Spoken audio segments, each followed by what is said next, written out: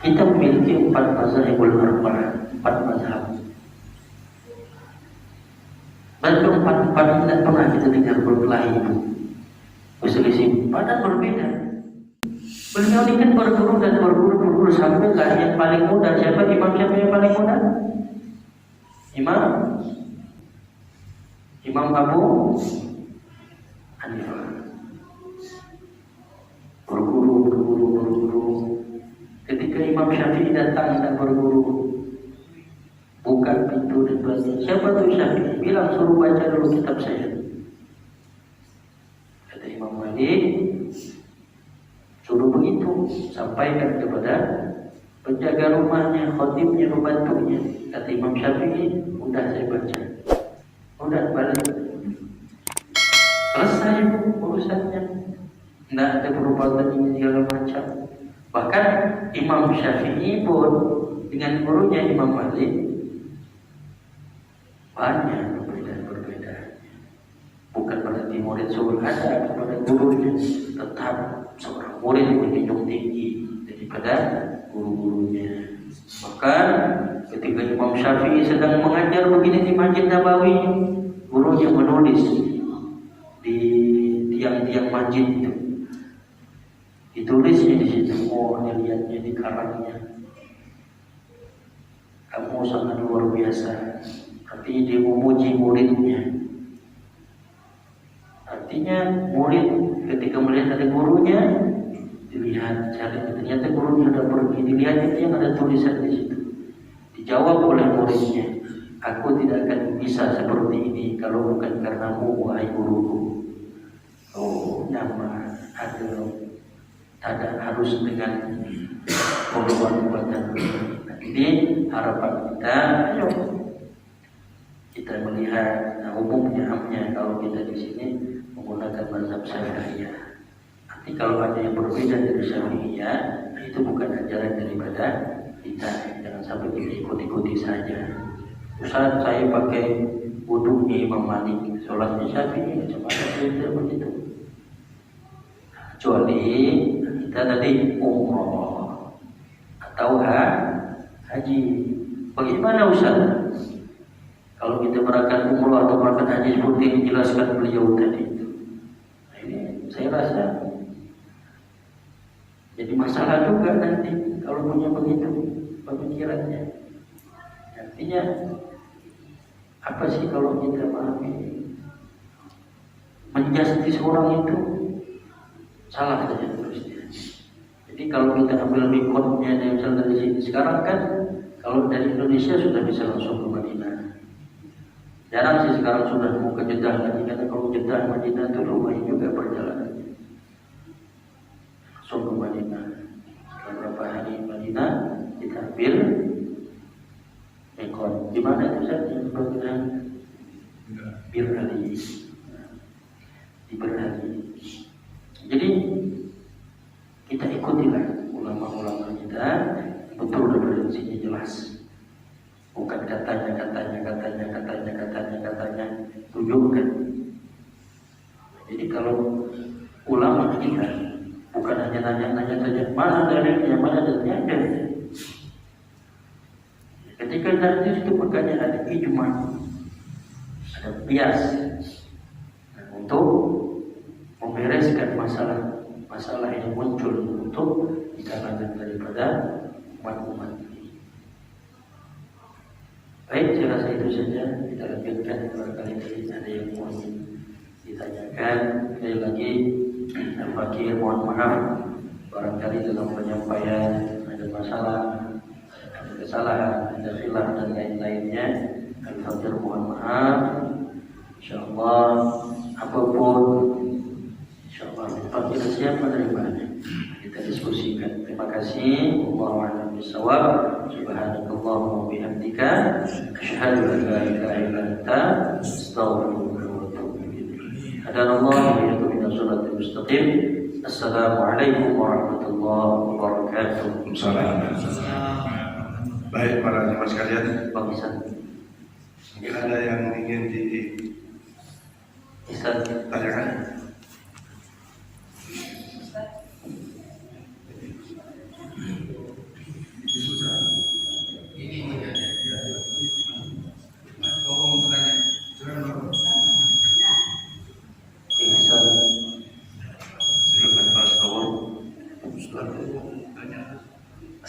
Assalamualaikum warahmatullahi wabarakatuh. Tadi disebutkan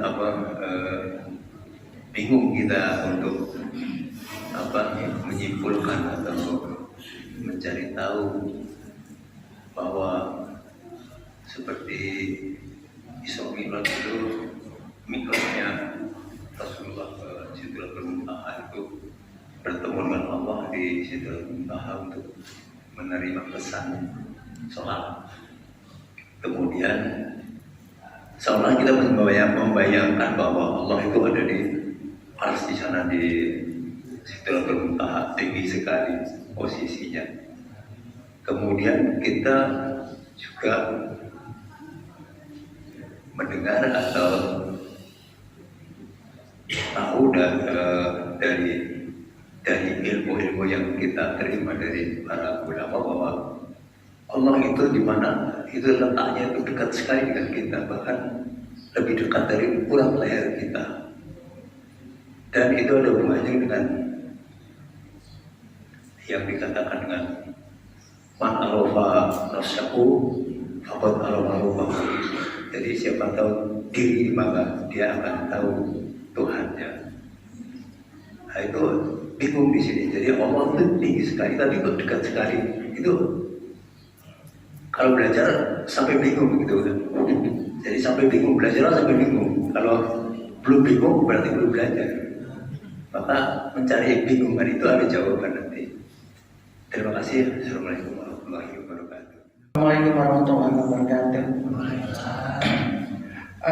Sehubungan dengan sholat ini Ustaz, saya ingin bertanya sah atau tidak karena dalam beberapa bulan ini dan course ini kan ada selisih karena salah gerak gitu. Jadi terapi dokter melarang untuk banyak jongkok berdiri, terus nggak boleh jalan jauh, terus nggak boleh naik tangga, terus sementara karena di terapi gitu. Nah sementara kan kita sholat kan sampai ke sujud tuh kan harus berdiri lagi. Nah saya melakukannya dengan menggunakan kursi. Jadi kursi, makanya kalau saya jarang udah di masjid ini karena sementara gitu. Jadi saya di rumah itu pakai kursi, berdiri tetap gitu. Tapi begitu saya ruku tetap ruku, begitu sujud saya duduk di kursi. Cuman badan saya yang agak membongkok sedikit. Nah itu Ustaz, apakah sholat saya ini sah atau tidak? Terima kasih. Assalamualaikum warahmatullahi wabarakatuh. Nah, ketika kita tidak mampu di sholat wajib ini untuk berdiri secara sempurna atau yang mampu tadi, maka para ulama mengajarkan boleh baik tadi menggunakan kursi, walaupun dulu tadi disebutkan ada kursi dan lain-lainnya. Nah, selama kita pun paham di situ. Ketika kita sholat dalam keadaan yang tidak berdiri secara sempurna tadi, duduk dengan ada sebab atau uzur syar'i, maka itu diperbolehkan. Tidak menjadi ketakutan kita, sahlah kita. Yang contoh saja, ini mohon maaf ibu yang real sakit, atau ada yang tadi dia pergi main bola lalu keseleo, misalnya juga itu kan sama hukumnya. Bahkan lengkap dalam kitab itu tentang orang-orang yang ketika dia tidak mampu untuk berdiri, maka silakan dia mampunya seperti apa. Tadi kalau berduduk dengan yang sifat kakinya masih sakit atau apa segala macam, cari duduk yang nyamannya. Apa? Di situ bahwasanya jangan sampai kita meninggalkan perintah sholat ini. Itu jadi mudah. Untuk yang beliau tadi. Jadi kesimpulannya boleh baca sujudnya biasa, terus berdirinya pakai kursi boleh. Apa? Ya. Ya boleh. Ya. Mantap, nggak usah ragu lagi. Ya. Salah karena uzur. Ya, uzur syar'i. Tadi beliau itu pertanyaannya bagus, berarti kita dibuat bingung Ustaz. Almarhum Kemarin pernah kita juga bawa ke pondok. Siapa? Ustaz yang agak sepuh beliau itu, yang sudah meninggal, Zulkarnain, Tengku Zulkarnain. Nah, kalau kita paham itu Pak, itu simpel. Sampai beliau buatkan lagu, Allah itu ada tanpa tempat, tanpa waktu. Jadi pemahaman kita kalau begitu gimana? Itu saya tanya. Allah itu ada tanpa tempat, tanpa waktu. Nah, maka ketika Nabi Allah Ibrahim, siapa si Tuhan aku ni? Lihat ke matahari. Matahari itu pandai tenggelam. Lihat ke malam hari ada bulan. Ini ke Tuhan. Nah, maka beliau mengatakan di situ. Kita yang akidah Asy'ariyah ini, ya, tentang memahami Isra Mi'raj ketika pertemuan antara Nabi dan Rasulnya, kan banyak kisah. Nabi Allah Ibrahim saja ketemu ada hijabnya. Tetapi ada apa dengan Rasulullah nih? Kalau bertemu dengan Rasulullah tanpa hijab dikatakan di Sidratul Muntaha. Seperti apa sih Sidratul Muntaha itu? Tadi sudah dikatakan Allah itu ada tanpa tempat, tanpa waktu. Jadi kalau definisi seperti itu sudah jelas bahwasanya ketika Allah mengatakan Allah itu dekat, jelas artinya Allah itu ada. Nah, kalau pun tadi dikatakan man arafa nafsahu faqad arafa rabbahu, nah, itu kita kembalikan lagi kepada hujjah di mana kita untuk bertasawuf. Jadi jawaban kita simpel itu Pak. Saya tak banyak-banyak. Silakan dengar beliau itu. Kita akan faham. Ya. Bahwasanya ada yang mengatakan Allah itu begini, Allah begitu. Beliau tidak membingungkan umat. Sebelum beliau kembali ke hadapan Allah, beliau wariskan itu. Ikut itu. Kalau kita berpaham Asy'ariyah, saya tidak menjelaskan yang lain. Saya tidak paham itu. Kalau ikut Asy'ariyah, ayo. Silahkan dengar lagu itu. Bahkan download, hari-hari kita putar sampai betul-betul kita paham kalau Allah betul-betul ada tanpa tempat, tanpa waktu. Allah. Baik, saya kira jelas jawabannya. Kuncinya kata Pak Haji Mulyadi, jangan bingung. Minggu lalu kita sudah jelaskan, berpikirlah tentang makhluk Allah. Jangan berpikir tentang Allah di mana, bingung, tak mampu, otak kita gitu, tak mampu. Yakinlah Allah dekat dengan kita dalam berbagai kekuasaan-kekuasaannya, dalam rahmatnya, rahimnya dan seterusnya. Ya, Pak Tawaf, saya kira ada ungkapan itu Pak, dalam kita memahami makna asyhadu an la ilaha illallah, kan dalam fikih itu ibaratnya a'taqidu annallaha subhanahu wa ta'ala. A'taqidu, yakin dengan seyakin yakinnya. Sebagaimana si orang yakin itu, contoh kan begini nih, kita tidak pernah lihat Rasulullah, kok kita mau ikut ajarannya? Kan Rasulullah sudah sampaikan ketika duduk semacam ini, Rasulullah sampaikan kepada sahabatnya, ya ashabi, ana mushtaqun bi ikhwani. Aku rindu dengan saudaraku. Ana ya Rasulullah, kata sahabat, la antum ashabi. Engkau itu bukan saudaraku, tapi engkau sahabatku, orang yang melihatku, orang yang beriman denganku. Aku sholat, engkau lihat dan lain-lain, apa yang kulakukan engkau tahu. Tetapi aku merindukan sahabat saudaraku. Man ya Rasulullah? Hum yu'minu bi wa lam yarani. Dia yang tidak pernah memandangku, tapi dia beriman kepadaku. Nah, di situ ada namanya taqidu, keimanan yang kuat. Sehingga tadi dalam memahami, jangan kita nanya Allah itu bentuknya macam mana sih? Macam mana sih tempatnya? Apakah Allah duduk di kursi atau Allah duduk Allah berbaring dan lain-lainnya? Jangan.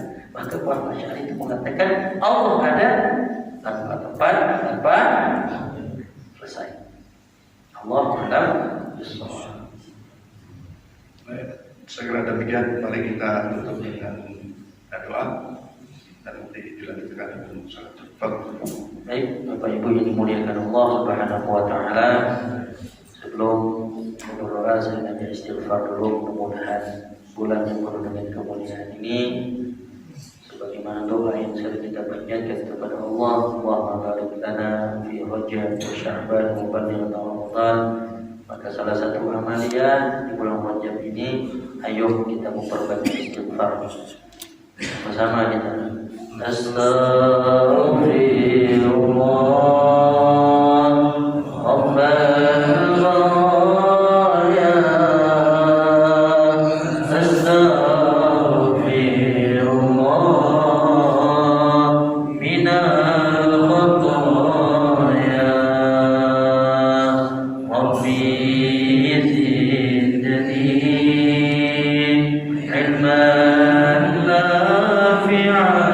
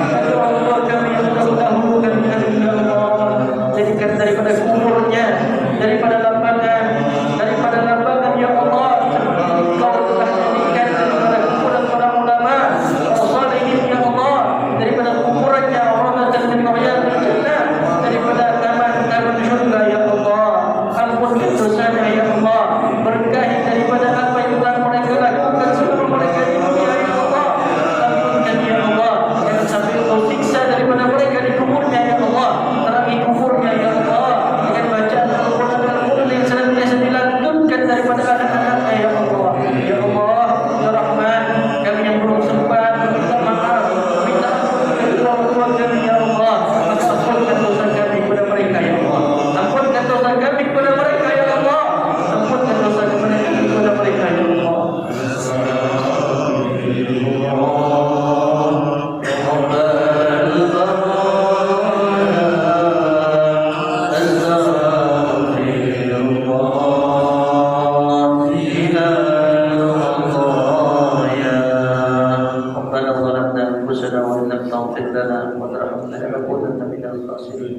ربنا آتنا في الدنيا حسنة وفي الآخرة حسنة وقنا عذاب النار وقنا عذاب النار وقنا عذاب النار وأدخلنا الجنة مع الأبرار يا عزيز يا غفار يا قاهر يا رب العالمين سبحان ربك رب العزة عما يصفون والسلام على المرسلين والحمد لله رب العالمين اللهم صل على رسولك سيدنا مولانا محمد dan insyaallah doa kita dijawab oleh Allah Subhanahu wa taala. Demikian mari kita tutup dengan membaca salawat. Sebelumnya terima kasih pada pagi ini yang menyiapkan sarapan bagi Pak Ismanto Kurniawan dan minggu besok silakan kalau ada yang mau bersedia. Assalamualaikum warahmatullahi wabarakatuh. Sallallahu alaihi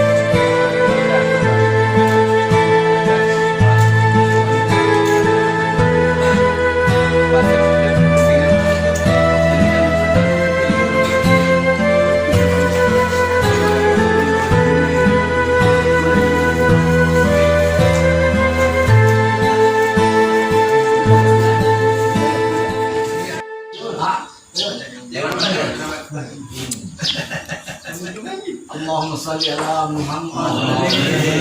Allahumma salli ala rasulika sayyidina Muhammad. Allahumma salli ala rasulika sayyidina wa nabiyana wa maulana Muhammad.